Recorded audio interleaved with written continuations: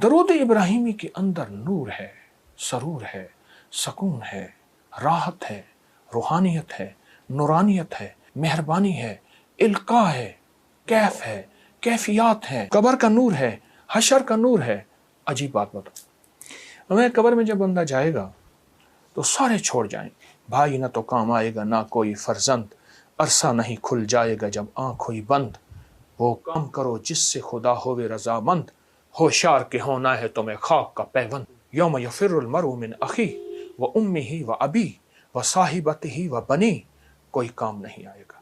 قبر میں رکھ کے اس کو سارے چھوڑ کے چلے جائیں گے، ایک حسین جوان اس کے سرہانے آ کے بیٹھے گا، اور نکیرین کے سوال و جواب، اور ہر لمحے میں اس کا ساتھ، اندھیروں میں روشنی، بھوک میں کھانے، قبر کے بچھونے، سب کا انتظام۔ کہ تو کون ہے؟ سارے مجھے چھوڑ گئے۔ کہا میں وہ درود ہوں جو تو اٹھتے پڑھتا تھا، بیٹھتے پڑھتا تھا، سوتے پڑھتا تھا، جاگتے پڑھتا تھا، تو مجھے نہیں بھولا، میں تجھے نہیں۔ علامہ جلال الدین سیوطی رحمۃ اللہ علیہ نے ایک بات لکھی ہے، فرمایا کہ ایک فرشتہ ہے، اس کے اتنے پر ہیں جتنی ساری مخلوق، آسمانوں کی، زمینوں کی، زمین کے نیچے، آسمان کے اوپر، آسمان کے نیچے، سمندر کے نیچے، اربوں خربوں خربوں خربوں مخلوق ہے، اس کے اتنے پر ہیں۔ جب فرمایا بندہ درود پڑھتا ہے تو درود جب ختم کرتا ہے تو وہ ایک نور کا سمندر ہے جو اتنا بڑا ہے کہ دنیا کے سارے سمندر قطرہ اللہ کے علم میں ہے، اس سمندر میں ڈبکی لگاتا ہے۔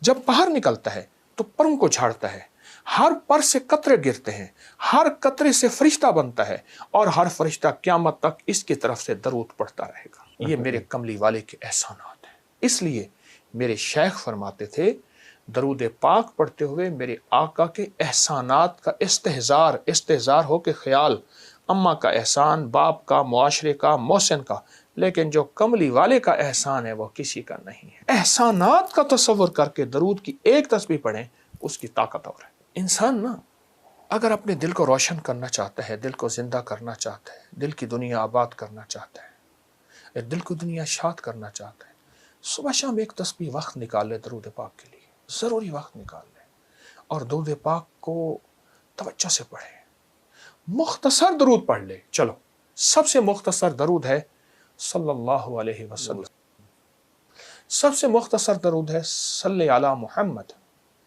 کوئی درود پاک مختصر کر لے۔ میں ایک عمل بتاتا ہوں آپ کو، وہ ہے کہ بعض اوقات نا انسان کی کچھ خطائیں ایسی ہوتی ہیں جن کی وجہ سے اس کی عبادتیں اس کے منہ پہ مار دی جاتی ہیں۔ ایک درویش تھے، وہ اپنی ہر نماز کے بعد، اپنی ہر عبادت کے بعد منہ پہ ہاتھ رکھ لیتے تھے۔ حضرت کیوں؟ پر میں میری سب کچھ کہیں میرے منہ پہ نہ۔ لیکن عجیب بات بتاؤں، درود پاک کوئی بندہ دکھاوے، ریاکاری، بناوٹ، سجاوٹ، دھوکے کے لیے پڑھے، اللہ کہتا ہے میں پھر بھی قبول۔ ہر عبادت کے لیے اخلاص ضروری ہے، اخلاص، مخلص ہونا۔ درود واحد ہے، اگر کوئی دکھاوے کے لیے پڑھے، جبکہ مومن دکھاوے کے لیے پڑھ ہی نہیں سکتا، مومن تو اللہ کی رضا کے لیے پڑھتا ہے، فرمایا درود پھر بھی قبول ہے۔ اور یہ جو نماز کی اتحیات میں نا، یہ جو اللہ نے درود رکھا ہے نا، ساری عبادات کے بعد اتحیات ہے، لیکن اتحیات سے پہلے آپ یہ دیکھیں، آپ ذرا غور کیجئے گا، اتحیات للہ والصلوات والطیبات، بس یہاں تک رک جائیں۔ جب میرے آقا معراج پہ تشریف لے گئے تو اللہ پاک نے فرمایا میرے حبیب کیا لائے؟ تو حضور نے فرمایا میں آپ کے لیے اللہ اتحیات للہ والصلوات والطیبات، تو اللہ پاک نے اس کا جواب دیا السلام علیکم ایھا النبی ورحمۃ اللہ وبرکاتہ۔ اگلا بھی عجیب سوال جواب دیا، اللہ پاک نے عجیب عطا فرمائی، کیا؟ قیامت تک کے لیے آپ جیسے مجھ جیسے ضعیفوں اور کمزوروں کے لیے بھی اللہ نے ایک عطا کر دی، السلام علینا وعلی عباد اللہ الصالحین۔ اے میرے حبیب آپ جب جائیں گے نا، آپ کی غلامی کرنے والوں کے لیے بھی میرے سلام ہے۔ آپ غور کریں۔ اچھا اب اس کے بعد اگلی کہانی اور سچی کہانی، التحیات للہ والصلوات والطیبات والسلام علیک ایھا النبی ورحمۃ اللہ وبرکاتہ والسلام علینا وعلی عباد اللہ الصالحین۔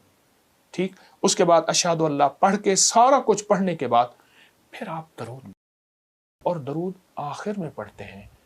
یہ اس بات کی بنیاد ہے کہ ساری عبادتوں پہ قبولیت کی مہر، اور وہ میرے آقا کملی والی کی نسبت کے بغیر نہیں لگ، نسبت مصطفیٰ، چوکٹ مصطفیٰ کے بغیر